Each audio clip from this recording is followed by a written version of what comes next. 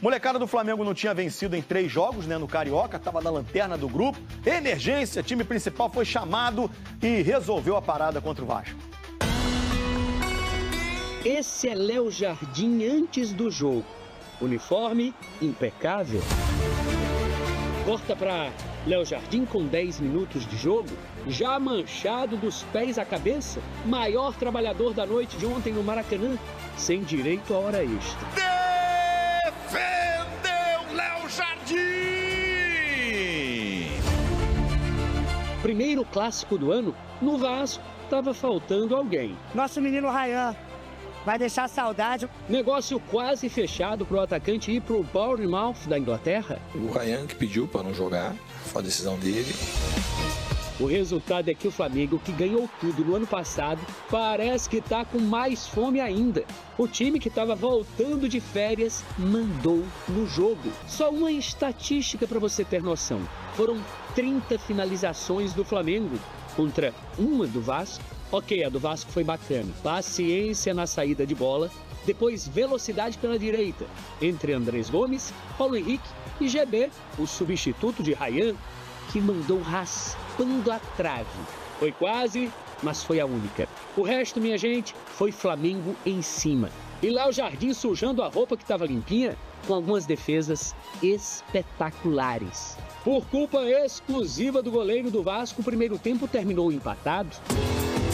E nem deu tempo para saber se o ritmo seria diferente na etapa final, porque com os 5 minutos, Cauã Barros foi expulso. Ele deu uma pisada proposital na panturrilha do Carrascal. Com um a mais, já viu, né? O Flamengo reativou o modo massacre. Foram 18 finalizações no segundo tempo. Léo Jardim fez 15 defesas no jogo inteiro, eleito melhor da partida. Para isso que eu trabalho, para poder ajudar o clube, ajudar o Vasco. Apesar da grande atuação, uma bola passou por ele. O chute de primeira de Carrascal, no canto, 1-0 Flamengo. Chicotada na cara da bola, é gol do Flamengo. Carrascal de primeira abre o placar. E pelo lado do Vasco, se não fosse Léo Jardim, gente, vamos ver algumas defesas que ele fez, importantes. Algumas nós já vimos aí na reportagem do Galinho, mas vale a pena ver de novo. Olha essa aí. Cabeçada na área pro chão, pegou no cantinho. Essa também. Queima-roupa, Bruno Henrique pra baixo, do jeito que tem que ser. Bela defesa. Chute do Plata. Tinha endereço certo, ele foi buscar, cara. Que defesa. E ainda teve essa cabeçada aí do Léo Pereira, ó. Pegou como se fosse uma defesa de vôlei. Que isso. E quando as coisas já não estavam muito boas pro Vasco, Cauã Barros ainda foi expulso, né? Você concorda com a expulsão? Vamos botar pra galera ver? Ele ganhou um vermelho direto. Olha lá, fora do lance de bola, na frente do juiz. Dá um pisãozinho ali na panturrilha do Carrascal. Olha lá, pisa mesmo, dá uma raspada, né? Não sei. Expulsão deixou o Diniz muito na bronca com a arbitragem. Uma expulsão para mim meio ridícula, um negócio sem sentido nenhum. Não tem nada, não tem força excessiva, não tem risco de lesionar o jogador, nada. E é uma expulsão que condicionou muito o que podia ser o segundo tempo. O Vasco acertou, gente. Falando agora pra frente aí. Contratação do atacante Brenner, estava jogando no Cincinnati, dos Estados Unidos. Ele vem pro lugar do Ryan, que tá indo pro Bournemouth, da Inglaterra. E aí, Moretti, agora você tem que falar, meu amigo. Flávio, e aí, Moretti? é difícil, essa é a grande realidade. Você se surpreendeu, esperava? Muito. Eu acho que tanto eu quanto qualquer torcedor vascaíno ontem, ele esperava que o Vasco fosse vencer o Flamengo, por tudo que estava sendo colocado à mesa. O Vasco ele vinha de mais tempo de pré-temporada, o Vasco já havia utilizado seu time principal contra o Maricá. O Vasco ontem, e não é uma mentira, é uma realidade, o Vasco ontem entrou contra o Flamengo no Maracanã sendo favorito. Eu esperava que o Vasco da Gama fosse vencer o Clássico ontem. O Vasco, fisicamente, ele estava mais preparado para o Clássico. O Vasco, tecnicamente, o Flamengo tem uma grande equipe, isso é inegável, mas ontem o Flamengo não usou o seu time principal. Inclusive, na lateral esquerda, o Flamengo tinha um jogador da base que era improvisado, ou seja, o Flamengo não foi com sua força máxima. Tecnicamente, Vasco e Flamengo ontem no Maracanã, eles, eu posso falar, estavam páreo a páreo. Ou seja, fisicamente o Vasco melhor, tecnicamente um jogo equilibrado. A grande questão ontem, Flávio, foi anímica, foi emocional. Nos últimos 32 jogos, o Vasco tem apenas 2 vitórias contra o Flamengo. 32 jogos, 2 vitórias? 2 vitórias. nos últimos 3 anos, o Vasco não sabe o que é vencer o Flamengo. Ou seja, não me venha falar que a questão envolvendo Vasco e Flamengo hoje é apenas técnica, como todo torcedor vascaíno esperava que era. A questão envolvendo Vasco e Flamengo ela vai muito além. A questão envolvendo Vasco e Flamengo hoje ela é emocional. Com todo o respeito do mundo ao elenco do Vasco, com todo o respeito do mundo aos atletas do Vasco, mas a sensação que os jogadores do Vasco da Gama passam nesses últimos anos é que quando enfrenta o Flamengo, se apavora. E essa é a grande realidade, porque você vê um Vasco jogando contra o Fluminense, jogando bem, passando no Fluminense numa semifinal de Copa do Brasil, o Fluminense sendo favorito.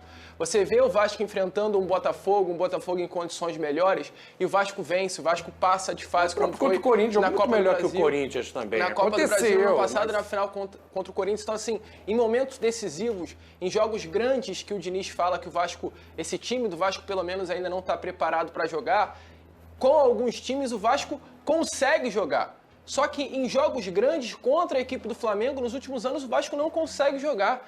E é difícil o torcedor vascaíno entender isso. É difícil o torcedor vascaíno ver que quando enfrenta o Flamengo, a possibilidade de vitória hoje é mínima. E não é apenas por questão técnica. Acho que falta vontade. Teve gente falando, não vi raça, não tem vontade, é por aí a também. A sensação que passava para quem estava no Maracanã, e ontem eu estava no Maracanã, era que os jogadores do Vasco estavam com medo. O Diniz, ele baseia muito o fundamento de jogo dele, tem uma frase que é muito conhecida do Diniz, que é ter confiança para jogar. Então, se os jogadores que têm o Diniz como seu treinador não tiverem confiança para jogar, o jogo do Diniz não encaixa. E ontem, o Vasco, em diversos momentos, ele estava tentando sair com a bola ali atrás e o jogo do Diniz não encaixava. Porque exatamente, os jogadores estavam com medo de jogar bola. E esse é até um ponto da entrevista coletiva do Fernando Diniz. O Diniz, ao meu ver, ele teve algumas falas até infelizes. Na entrevista coletiva, ele diz que o Flamengo não foi tão superior assim, que o jogo não era para ser uma goleada, que o Flamengo não teve muitas chances claras. Teve.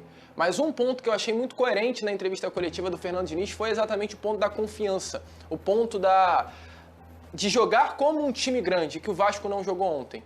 Então, é algo que assusta, é algo que preocupa e é um questionamento que eu faço. Eu tava esperando, tava faltando. Uma palavra para Lucas Moretti. Quando o Vasco vai jogar como um time grande contra o Flamengo? É um questionamento que eu faço e o vascaíno, de uma forma geral, espera uma resposta.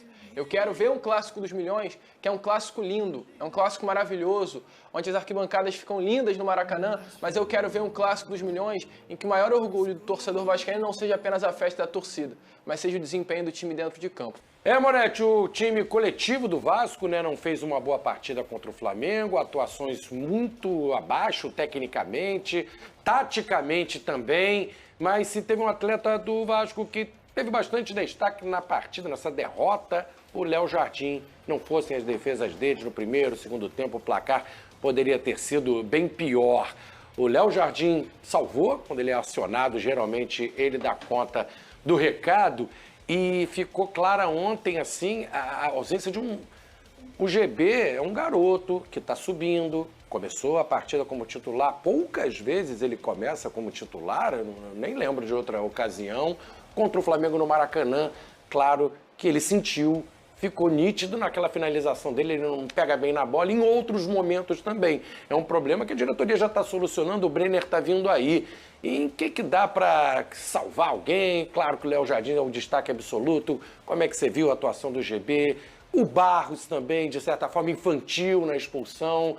Destaques aí individuais, positivos e negativos, Moretti. Bom, Flavinho, é muito difícil falar da partida do Vasco ontem, né? Como a gente já comentou aqui no programa, o Vasco foi uma equipe ontem engolida pelo Flamengo. O Vasco ele não jogou. A única jogada que funcionou foi essa do GB. Que foi, inclusive, uma bonita jogada. Mas a finalização foi uma bonita jogada. Não deu certo. Só que o Vasco não conseguiu entrar em campo ontem, então tem pouco a que se falar. O único ponto positivo que eu acho super válido pontuar aqui, diante de toda a bagunça que foi o Vasco ontem, foi o Andrés Gomes. E que jogador é Andrés Gomes, tá? Foi um atleta que, em diversos momentos que o Vasco não tinha força, ele pegava a bola, ele ia pra cima, ele quebrava as linhas do Flamengo e a jogada sempre parava no pé de um outro jogador e, infelizmente, não prosseguia, né? Então, assim, se tem pontos positivos, né? Que eu não posso esquecer, é claro, o Léo Jardim, que também teve uma grande atuação, foi o ponta colombiano Andrés Gomes e o Léo Jardim. Dois grandes jogadores. Talvez se o Vasco tivesse ontem 11 atletas, com a vantagem do Gomes e do Léo Jardim, o Vasco poderia ter feito um jogo melhor contra o Flamengo. Bom, com relação ao GB, eu acho muito injusto o que está acontecendo até nas redes sociais em cima do GB. Uma crítica, claro, ele perde um gol feio, mas muita gente está culpando o GB pela derrota. Muita gente está dizendo que o Vasco perde o jogo para o Flamengo porque o GB não fez o gol, o Vasco teria aberto o placar, teria sido outro jogo. Mas o GB é um jogador de 21 anos de idade. O GB ontem ele fez o seu 24º jogo apenas no profissional. Lucas, eu não posso culpar o GB e não posso colocar uma carga em cima do atleta por conta de uma má atuação ontem num clássico contra o Flamengo. O clássico ontem ele foi decidido muito além desse gol do GB. É impossível culpar o atleta. Barros, outro ponto também importante se levantar. Jogador jovem, foi um ato completamente indisciplinar do Barros, imaturo. Mas também não pode culpar o jogador de uma forma geral, né? Crucificar o atleta por conta perder o jogador, né? Daqui a pouco você perde todo mundo que não presta, exatamente. Não é assim, né? O Barros é um bom jogador, o GB é um bom jogador, tem as suas valências, só que são jogadores jovens. E, amigo, isso vai acontecer. O vascaíno, de uma forma geral, esquece que há 2 anos atrás, estava querendo que o Ryan fosse vendido por 90 milhões de reais. Jogadores jovens, eles vão oscilar, eles vão amadurecer. Eu creio que o GB e o Cauã, eles são 2 atletas de grande potencial. Foi um clássico ruim? Foi um clássico ruim. O Cauã Barros, ele teve um ato de imaturidade completa. Eu acho até loucura quem acha que esse lance não foi para expulsão. O Diniz. O Cauã Barros merecia ter sido expulso. O Diniz ontem, criticou a expulsão. O Cauã Barros, ele atrasa a passada e ele mira o pé do Carrascal. Eu acho que ele precisa ser um pouco coerente também nessa situação. O Barros merecia ter sido expulso. E espero que esse lance sirva de um aprendizado para o próprio Barros. Não dá para ir contra a imagem, né, Não dá para ir contra a imagem. O Barros, ele atrasa a passada e pega o pé. E eu acho, Flávio, também que esse lance não decidiu absolutamente nada, até porque no primeiro tempo, antes da expulsão, quando era 11 contra 11, o Flamengo já era superior. Então, assim, é muito difícil avaliar o jogo taticamente do Vasco. O Vasco foi amassado ontem pelo Flamengo, o Vasco ontem não entrou em campo, e com esses pontos individuais falar sobre a bela atuação do Léo Jardim, a boa atuação do Gomes, esses pontos negativos, infelizmente, do GB e do Cauã individuais, mas que não dá para crucificar também os atletas. Ô, Flavinho, 2 pontos assim sobre o Vasco da Gama. Primeiro, eu acho que o torcedor vascaíno ele não tem que discutir se o Vasco perdeu por conta da expulsão ou se foi expulsão ou não. Eu não acho a expulsão exagerada, tá? Entendo quem defende que não era para ter sido expulso, mas eu não acho exagerado, muito pelo contrário. Eu acho que deveria levar cartão vermelho, eu tenho a minha opinião. A grande discussão que o torcedor vascaíno tem que ter é por que o Vasco jogou tão mal? Não era se era para ter sido expulso ou não. E nem acho lance isolado, que você quer dizer, né? Exatamente. E nem acho justo, com o técnico adversário, no caso Felipe Luiz, e com o time adversário, você dizer que o Vasco da Gama perdeu por conta dessa expulsão. Outro ponto sobre o Vasco. Eu não fui contra a saída do Verratti. Mas quando o Verratti sai, o Vasco perde um personagem extremamente importante nos bastidores. Quem hoje vai fazer o papel que o Verratti fazia de bater no peito, chamar a responsabilidade e, sei lá, reclamar com um companheiro? Uma liderança, né? Quem vai ser o líder? O Coutinho é mais na dele, né? O Coutinho, ele usa faixa, mas eu acho que, mal comparando, é basicamente o Everton Ribeiro nos tempos de Flamengo. Ele é muito mais líder técnico, há um líder com essa característica que o Verratti tinha. E esse cara faz falta no dia a dia, nos bastidores. Então o Vasco da Gama ele precisa se preocupar em relação a isso. Quem vai assumir esse papel daqui para frente? Porque o Verratti vai fazer falta nesse sentido. E repito, eu não era contra a saída dele, tá? Não estou aqui defendendo que era permanência. Eu só estou defendendo da ideia de procurar um substituto que faça esse papel que o Verratti fazia nos bastidores e até mesmo na frente das câmeras, de chegar e assumir a responsabilidade. Porque o Coutinho, com todo o respeito a ele, joga muita bola, mas ele já mostrou que não tem esse perfil e talvez nem queira ter esse perfil e tá tudo bem, tá? Só que toda equipe precisa ter um Verratti no que ele fazia na temporada passada nos bastidores do Vasco da Gama. Ô Vene, inclusive só para complementar o que você falou, o Vasco teve 2 perdas muito significativas nesse primeiro momento de temporada, que foi a perda da liderança do Pablo Verratti e a perda técnica do Ryan, que ambos jogadores atuam no setor ofensivo, então o Vasco ele ontem, talvez, se tivesse Ryan e Verratti à disposição do Fernando Diniz, a gente poderia falar que o clássico seria um pouco diferente. E o vascaíno precisa entender, inclusive, sobre essa ausência do Ryan. Ontem, inclusive, acompanhando a partida, eu vi muitos vascaínos falando, poxa, se fosse o Ryan no lugar do GB, talvez o Ryan não perderia esse gol, porque o GB fez a função do Ryan no clássico.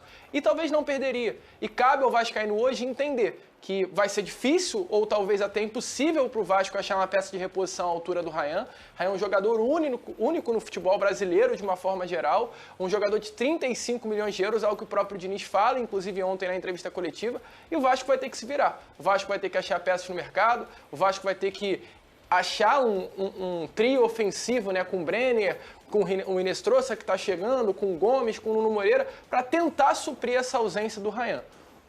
Fez falta, sem dúvida nenhuma, ontem no Clássico. Mas eu acho que o torcedor vascaíno ele tem que esquecer o Rayan. Agora não adianta. Não dá para você pensar gente. assim, vamos buscar um substituto do Rayan. Gente, esquece. O que o Rayan representava o Vasco da Gama ia além de campo e bola. O Rayan era um torcedor dentro de campo. Como é que você vai achar hoje no mercado um jogador, assim, dentro das pretensões financeiras do Vasco da Gama, que possa fazer aquilo que o Rayan fazia? Pelo contrário, um jogador totalmente identificado. Esquece o Rayan. Agora o torcedor vascaíno tem que esquecer, não tem que buscar um substituto do Rayan. Esquece, o Rayan já foi muito bem vendido, por sinal, mas a figura Verratti nos bastidores é muito mais fácil de você encontrar. Falando do Verratti, já foi apresentado, teve a apresentação, anunciado, um vídeo sensacional, lá no inclusive. Cerro Porteño, um clube tradicional, né, um gigante lá do Paraguai. Cerro Porteño e Olímpia são os grandes clubes paraguaios. Fez lá a sua comemoração, seu gesto de apresentação com o Pirata. Foi bacana o vídeo de apresentação, ele faz a sua graça. Mandei até pro Igor ontem, e um reforço para o Cerro Porteño importante aí do Verratti. O Moretti lembrou, o GB está sendo preparado, né, para ir entrando ao time. Não é aquele cara que o Diniz vê como substituto do Rayan. Brenner e Inestrosa são dois bons jogadores que, imagino, chegam para realmente entrar no time, devem ser titulares e já mudam a cara do ataque do Vasco em relação ao que entrou em campo ontem. O Inestrosa é muito bom jogador, parecido com o Andrés Gomes, parte para cima, lado de campo, e o Brenner sabe fazer gol, como fez no São Paulo, comandado pelo Fernando Diniz. Agora, eu me surpreendi negativamente com o Vasco. Me surpreendi negativamente. Aí é o Chaves, né? Não tem jeito, né? E assim, até pelo início do jogo. O início a gente viu uma trocação. O primeiro teve a chance do Andrés Gomes, aí depois o Flamengo teve uma oportunidade, depois o GB teve aquela grande chance, que foi a melhor chance do Vasco no jogo, e depois acabou. Depois o Vasco sucumbiu. A postura do Vasco me incomodou um pouco. Eu acho que por mais que fosse o time titular do Flamengo, o time principal do Flamengo, não o titular, mas o principal, eu achei que o Vasco pudesse ter tentado jogar um pouquinho mais. Ficar um pouquinho mais com a bola, tentar agredir um pouco mais quando roubava essa bola, mas faltou velocidade, acho que faltou interação dos jogadores, isso é muito importante para os times do Diniz. E assim, Léo Jardim, melhor em campo. Cara, impressionante o nível de dificuldade. O que esse cara fez ontem foi uma coisa assim, é para estar nos livros de história. Cara, ele fez ontem. É um absurdo, Muito do que o Flamengo fez com relação à parte de posse de bola no primeiro tempo foi muito também da falta de intensidade e de soluções que o Vasco não teve. A gente viu o Vasco fazer o primeiro jogo contra o Maricá, é óbvio, dadas as proporções. Jogo. Perfeito, mas os jogadores com muito mais confiança. Eu senti um Vasco sem confiança para fazer jogadas, sem confiança para... Mas não é fácil enfrentar um malvado, não. Eu sei, GV, mas é um clássico. E os caras têm que colocar o jogo no bolso como os do Flamengo fizeram. E outra coisa importantíssima com relação ao jogo desse. No segundo tempo, quando houve a expulsão, eu senti o Vasco sem escape, sem válvula de escape. O Andrés Gomes encaixotado na marcação e muito preso de um lado do campo. Não sei, o Diniz faz as escolhas que ele acha melhor, é óbvio, mas o Vasco, quando perde o Rayan, ele tem no GB um cara de um ponto de referência, mas ele perde a velocidade. Perde o poder de finalização que o Rayan tem de média e longa distância. E aí eu achei que demorou um pouquinho pro David entrar para poder incomodar um pouco mais o Flamengo na sua última linha. E aí o Vasco virou presa fácil durante todo o segundo tempo e acabou sucumbindo. Cara, se não fosse o Léo Jardim, muito bem, seria esse jogo? Ia ser próximo dos 6 que foi. Tipo um goleiro normal, normal. Precisa ser também o GV, uma. Não, ele fez 2, 3, assim, cara, 3 milagres. Milagres. Uma coisa que eu queria só para terminar, GV. Eu falei isso com o Flavinho aqui antes de começar. Desde o ano passado, o Vasco sofre muito com as bolas cruzadas na área. Perfeito. Teve até uma pergunta na coletiva, não me lembro de quem fez, com relação a esses jogadores terem uma estatura baixa. É opção do Diniz, o que não quer dizer que os caras não tenham condições de ganhar essa bola, porque é muito mais posicionamento, força física e impulsão. Só que... Adrielson é desse tamanho e perde pouquíssimas bolas na cabeça. Há algum tempo eu venho vendo isso acontecer. É isso? É isso. Venho vendo isso acontecer. E eu não vejo o Vasco encontrar soluções para isso. O Flamengo foi muito, mas muito perigoso na bola cruzada na área, principalmente no primeiro tempo. Pergunta rápida aqui. O gol saiu de uma bola cruzada. É isso E de uma mesmo. rebatida que não se faz também, né? Pra entrada da área. E Léo Jardim, irmão, você é um fenômeno da natureza. Porque assim, entra ano, sai ano, entra ano, sai ano, e você é o melhor do Vasco disparado. Não tem Coutinho, não tem Verratti, não tem Ryan. Claro que o atacante vai aparecer mais, etc. Mas você é o pilar de sustentação desse Vasco há muito tempo, haja vista a Copa do Brasil também. O que você fez no ano passado e no ano retrasado e no Brasileirão? Impressionante. Por isso que quando dá renovação, eu, Bigode e Fernandão falando, Pedrinho, pelo amor de Deus, falando em nome da torcida do Vasco. Não pode perder esse número. Você não pode perder o Loja de jeito nenhum. Ah, porque 300, 400 mil, mas irmão, dá um pedaço do São Januário pra ele. Dá um estacionamento pra ele. Só não aperta a mão do GV. Ó, Pedro levou, buscou, aí o Carrascal tenta passar por dentro e o Cauã tropeça ali, se embola nele. Isso é o que a gente viu no primeiro lance. Aí, aliás, que narração do Villani, meu Deus do céu. Como narra esse lance aí, foi ver ali na imagem mais aproximada, existe o movimento de um pisão na panturrilha do Carrascal. A pergunta que eu quero fazer para os senhores do YouTube, e eu vou trazer a voz de vocês, e para os meus comentaristas especialistas que eu amo, é o seguinte: Flávio Amêndola, é lance para cartão vermelho, sim ou não, e por quê? Sim, é lance para vermelho. Eu não acredito e não acho que o Barros tenha... Ele quis fazer isso, não acho. Eu acho que ele quis parar a jogada. Ele quis talvez dar um totozinho para o Carrascal não avançar. Só que, sem querer, gente, também é falta. Aí vamos fazer uma reflexão. Vocês lembram do Marcelo, lá na Argentina, contra o Argentino Júnior na Libertadores, que ele sobe para cabecear, quando ele desce, ele cai com a chuteira em cima do atleta lá do Argentino Júnior, teve uma lesão seríssima. Foi expulso. Ah, mas um amarelo era suficiente. Não acho.